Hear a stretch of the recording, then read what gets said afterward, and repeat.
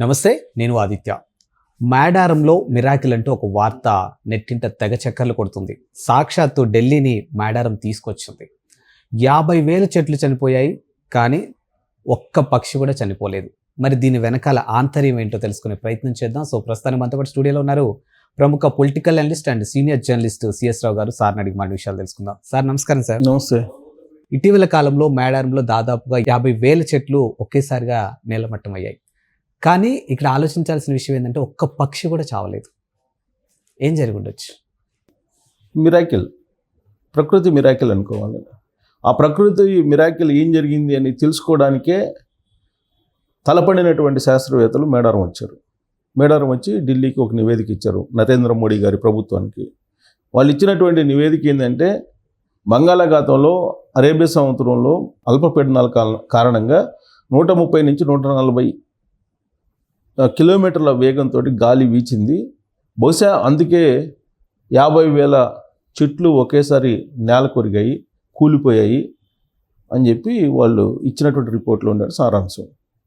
దాంతోపాటు సారవంతమైనటువంటి నేల మేడారం దగ్గర, ములుగు జిల్లా ఏటూరు నాగారం దగ్గర ఇది జరిగింది. ములుగు జిల్లా ఏటూరు నాగారం దగ్గర సారవంతమైనటువంటి భూమి ఉంది.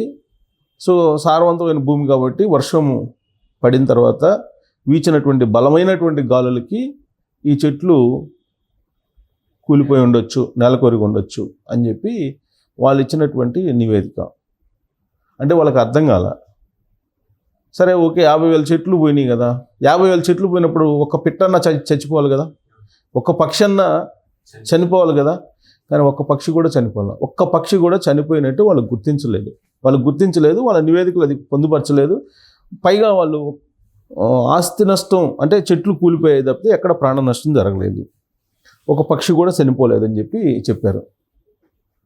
అంటే 50,000 చెట్లు ఒకేసారి కూలిపోతే అంత పెద్ద గాలికి 130 నుంచి 140 కిలోమీటర్ల స్పీడ్ తోటి, వేగంతో వీచినటువంటి గాలులకి 50,000 చెట్లు నేల కొరిగి కూలిపోతే ఊచకోత కోసినట్టు అక్కడ ఆ దృశ్యాన్ని చూస్తే, ఆ దృశ్యాన్ని చూడొచ్చు, ఎవరైనా యూట్యూబ్లో చూడొచ్చు. ఏటూరు నాగారం, ములుగు దగ్గర,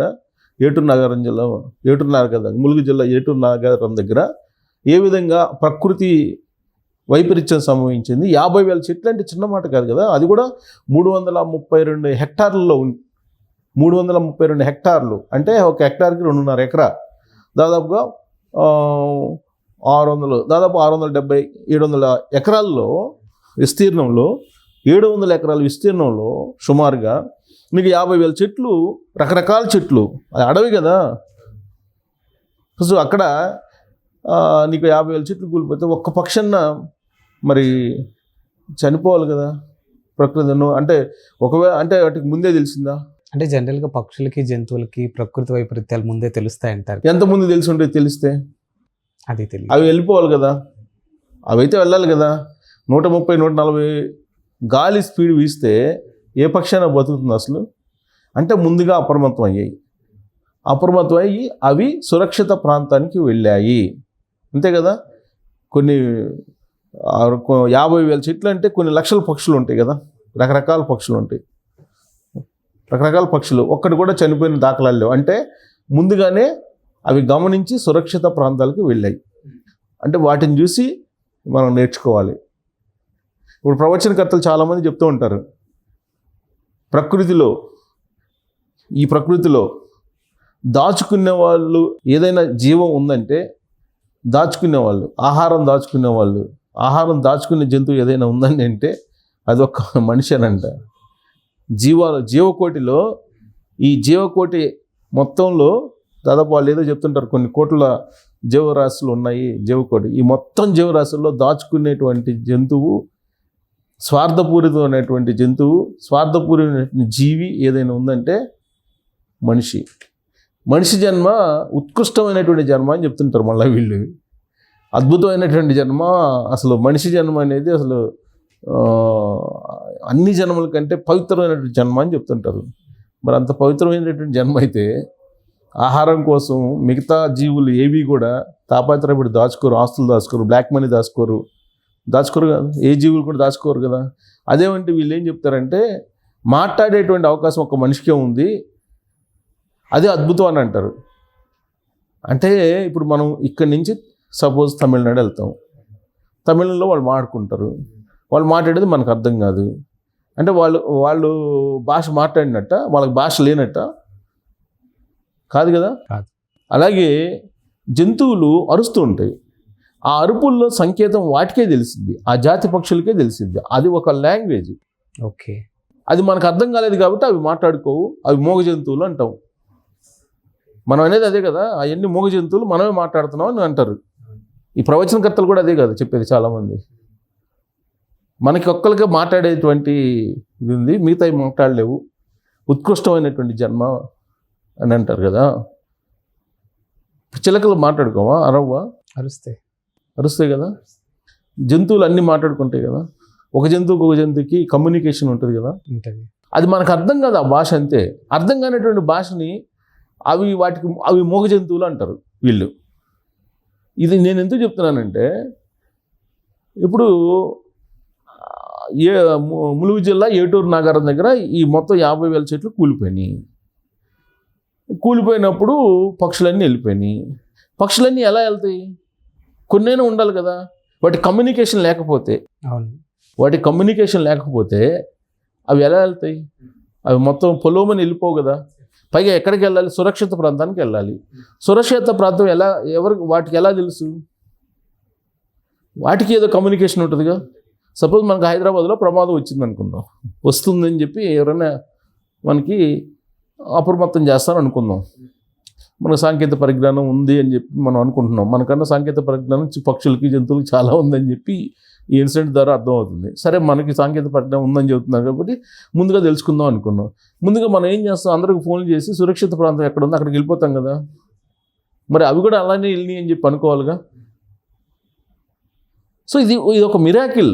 ఆ ఇన్సిడెంట్, అక్కడికి వెళ్ళినటువంటి అసలు శాస్త్రవేత్తలకు అర్థం కానిటువంటిది ఏంటంటే, అసలు ఒక్క పక్షి కూడా ఎందుకు చనిపోలేదు. ఇంత పెద్ద ప్రకృతి వైపరీత్యం సంబంధించింది కదా. అక్కడికి వచ్చినటువంటి శాస్త్రవేత్తలు ఎవరు నేను చెప్తాను.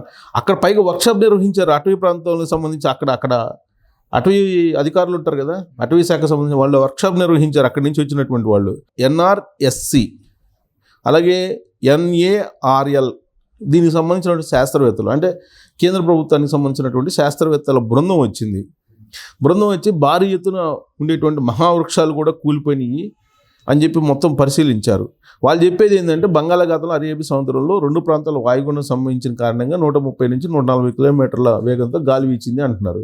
వీస్తే అందరికీ వీయాలిగా. అది అక్కడ ఆ ప్రాంతంలో వరకు వీచిందని చెప్పి వాళ్ళు ఏదో ఐడెంటిఫై చేశారు వాళ్ళకున్న నాలెడ్జ్ ప్రకారం.